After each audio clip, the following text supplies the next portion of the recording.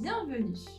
Dans cette vidéo, nous allons voir ensemble comment utiliser l'application Excellence FP pour mettre en place votre stratégie financière.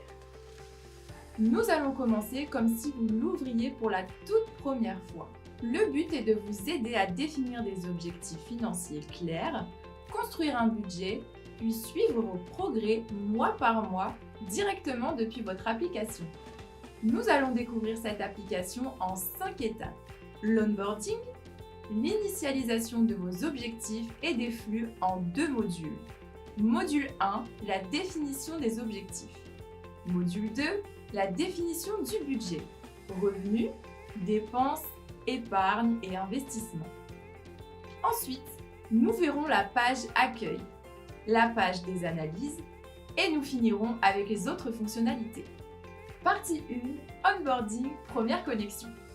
Lors de votre première connexion, définissez la langue dans laquelle vous voulez utiliser l'application. Plusieurs options sont disponibles. Nous allons choisir en français. Une fois validé, vous arrivez sur un carrousel de 3 pages qui présente globalement ce que vous pouvez faire avec l'application. Continuons. À la suite de ces pages, vous pourrez créer un nouveau compte en entrant votre adresse mail. Une fois l'adresse mail insérée, un code vous sera envoyé par mail. Récupérez-le et saisissez-le sur l'application pour valider votre adresse mail. Il vous est ensuite demandé un mot de passe avec lequel vous vous connecterez. Ça y est, vous êtes connecté avec votre compte. Il vous est ensuite demandé plusieurs informations sur votre profil. L'application commence par vous poser quelques questions. Le but est simple, mieux vous connaître pour personnaliser l'expérience. Saisissez vos informations personnelles, dont votre nom complet, par exemple Éric Gérard.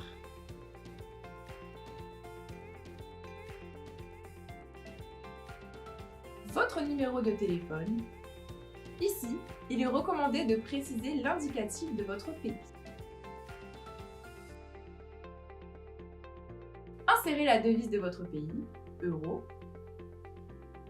Plusieurs devises sont disponibles pour différents pays situés en Europe, en Afrique, en Amérique et en Asie. Ensuite, vient la catégorisation de votre profil, statut, situation. Indiquez votre niveau d'études et votre profession. Nous allons prendre l'exemple d'un jeune qui vient d'avoir un CDI. Niveau d'études, université. Et secteur privé.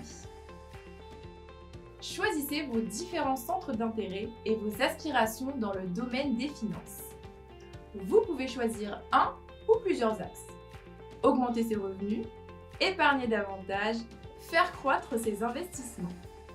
L'application pourra faire des recommandations dans la suite et sera ce qui est important pour vous. Ils n'ont pas de lien avec vos objectifs ni avec votre budget, mais peuvent améliorer les recommandations en matière de formation et de partenariat. Grâce à ces informations, l'application pourra s'adapter à votre situation et prendre en compte les aspects qui vous concernent spécifiquement. Ces choix servent surtout à rendre l'analyse plus pertinente ensuite avec une logique d'IA et des croisements possibles pour affiner les recommandations que vous fera l'appli. Une fois ces informations renseignées, l'application lance 2 modules dont le premier vous permettra de définir un ou plusieurs objectifs et le second module vous permettra de renseigner votre budget. Partie 2. Initialisation de vos objectifs et des flux du budget. Module 1. Construire un objectif financier SMART en 5 étapes. L'application vous guide avec des questions et à la fin, elle reformule votre objectif de façon claire et réaliste. Un objectif SMART est un objectif spécifique, mesurable, atteignable, réaliste et temporel. Prenons un exemple concret. Constituer un apport pour un prêt immobilier. Il va falloir remplir d'autres zones pour commencer la réalisation de votre objectif. De combien avez-vous besoin? Nous allons mettre 25 000 € pour constituer notre apport.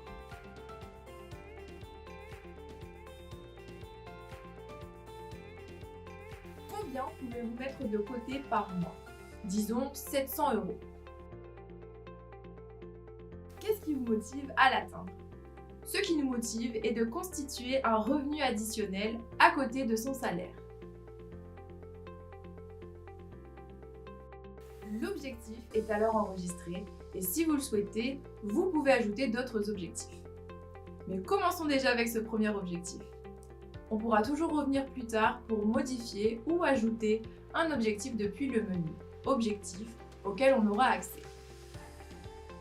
L'objectif est construit avec une méthodologie éducative. On ne vous demande pas juste un chiffre, on vous aide à le structurer.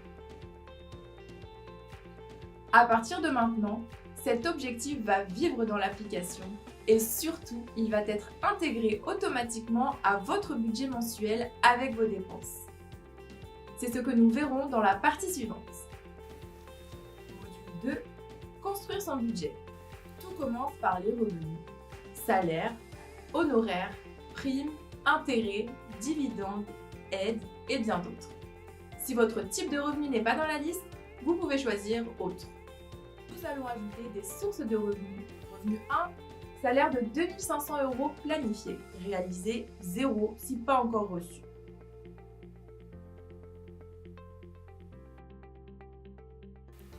Au début, la case réalisée est à 0, car c'est le revenu prévu, mais rien n'a encore été perçu. Il faudra le mettre à jour à la fin du mois, une fois que tous les flux seront effectifs. Une fois validé, on peut ajouter un autre revenu s'il en existe. Par exemple, une prime de revenu de 300 € par virement, réalisé 100% si déjà reçu.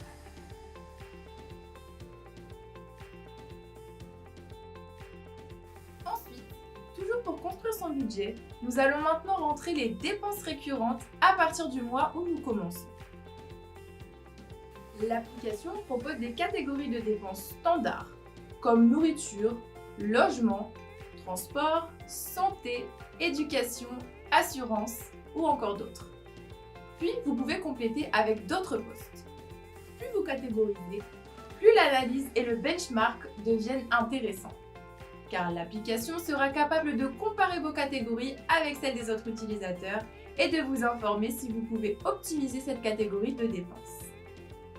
Si vous mettez tout dans Autres dépenses, vous gardez le suivi d'objectifs, mais vous perdez une partie des analyses comparatives. Nous allons maintenant remplir toutes les dépenses récurrentes que nous avons. Nourriture, 300 € planifiés.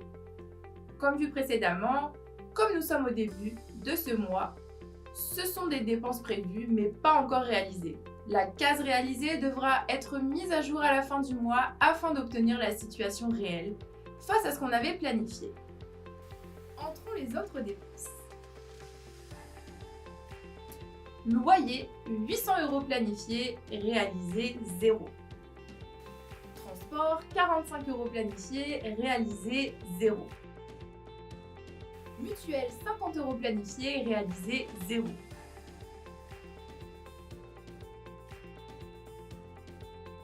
Loisirs, 150 € planifiés et réalisé toujours 0. Il faut savoir que pour l'instant, on entre les revenus et les dépenses manuellement. Une phase de synchronisation bancaire est envisagée mais pas encore disponible. Cependant, le faire de façon manuelle est volontaire. Ça aide à prendre conscience de ses flux financiers, d'apprendre à les maîtriser et à progresser en discipline financière. On arrive ensuite à une partie clé, l'épargne et l'investissement. Et là, point important. L'objectif SMART que vous venez de créer est automatiquement intégré au budget avec la mensualité prévue.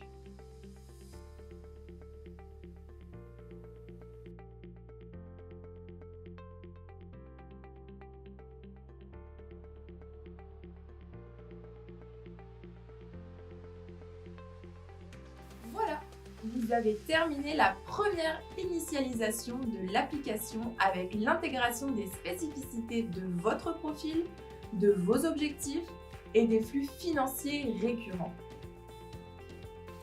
Partie 3, page d'accueil. Une fois ces étapes terminées, vous arrivez maintenant sur la page d'accueil principale. C'est le tableau de bord du quotidien. L'objectif, ne pas piloter au feeling, mais avec une visibilité claire.